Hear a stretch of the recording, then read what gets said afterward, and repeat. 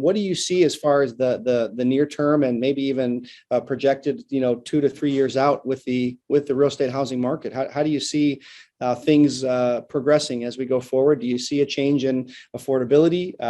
If so, what would be the trigger for that?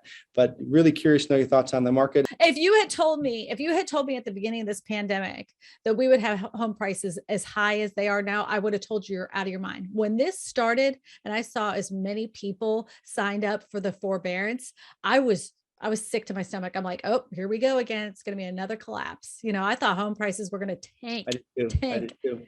I mean, I did a video about it. Like, we got to look out for this, because it seemed like every month there were more and more people that were getting signed up for that forbearance. I was like, this is very bad.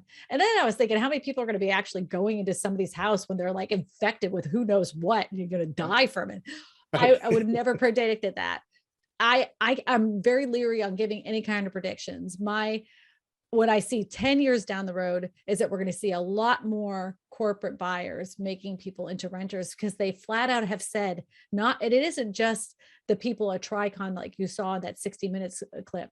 BlackRock has flat out said, we are trying to be America's landlord. Blackstone said that same exact thing. We're trying to be America's landlord. They don't want people to own a house. They want to own the houses so you rent from them. I think it's going to be more and more common, because the more you dig into a lot of these companies, who you see sitting on the boards is BlackRock, even though it's the name may be Tricon, who sits on their board is Blackstone. You can look up their names. And I was like, every company I was pulling up, that sure enough, Blackstone. I'm like, they're in everything. They're trying to own it all. They're in it. I don't know. I wish I knew what the answer was. I don't think we're going to see housing prices level off until 2023. I still can see this going all the way to 2022, no matter what the interest rates are going to go like, because of the fact the people that are purchasing houses right now are buying cash. They don't care. They're so cash heavy that it isn't connecting with the fact that, the interest rates are going up. There's still a lot of people that want to purchase a house. They're cash heavy. Interest rates won't matter to them. Yeah. And the 10-year down the road, that just kind of almost reemphasizes and solidifies the concerns we're talking about today, and that affordability is going to be an issue. And I wonder what your thoughts are on the psychology of the next generation. Are they okay with kind of that shared economy, or that there's a phrase I heard earlier today, but where that was it, shared economy. That they're somehow okay just being a tenant, okay not achieving that. So you're seeing that. So that's a narrative they're trying to push on people, because it's not true. I think if you asked a lot of millennials, and that tends to be our primary resident, they would probably tell you that they don't necessarily desire to own a home or to own a car. And they've grown up in the sharing economy, and for what's important to them is lifestyle. It's not true, because I actually did a TikTok about it, and I'm like, do you want to see the most disgusting quote? I put this up there. That there was only 2 comments through that whole entire thing, and that's where millennials and Zennials, Gen Z are that they were like, absolutely want to own a house. I don't want to rent for that guy. Well, who wants to buy rent jacked up 35% the next year? Yeah, that's what I really want, dude. Where are you at? No control over your future, right? They're trying to sell the dream.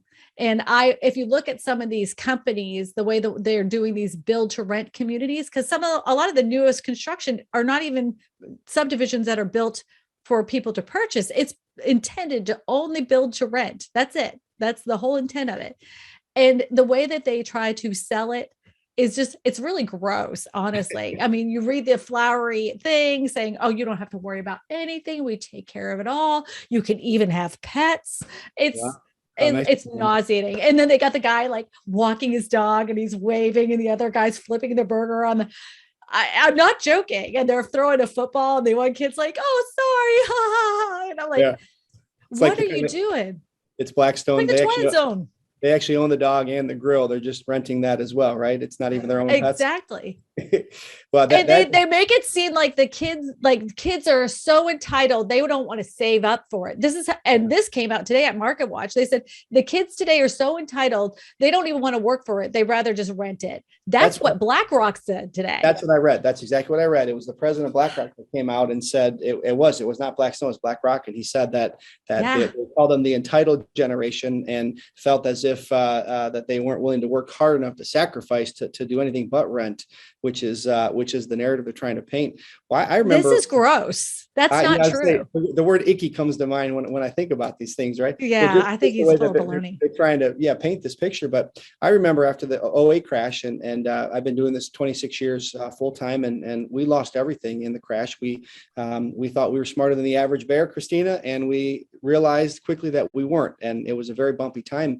But when we got back on the saddle and kept going, I remember distinctly there was a lot of other narratives similar to what we're talking about, where they're saying, do people really want the dream of home ownership? Is the dream still alive? Is it still the American dream? And even in spite of a lot of the chatter, we were very definitive about the fact that we don't think the dream ever goes away. I mean, to own your own slice of the American dream. In fact, our company's called Little Pink Houses of America. I don't know if you remember the song from John Cougar Mellencamp. Yes. We're probably going to sued one of these days by his organization saying you stole that. But part of our come from is that in that song, ain't that America for you and me? And it's our interpretation. It's saying everybody deserves their own little pink house, their own slice of the American dream. And it's a legacy for your kids. It's a neighborhood, it's stability. It's all those things. You don't have to worry about them jacking your rent up and or forcing you to move. We have a friend who's lived in this school system for the last, 7 years, 4 of which have been at the same house. Seller or landlord has said values are too high. We've got to sell.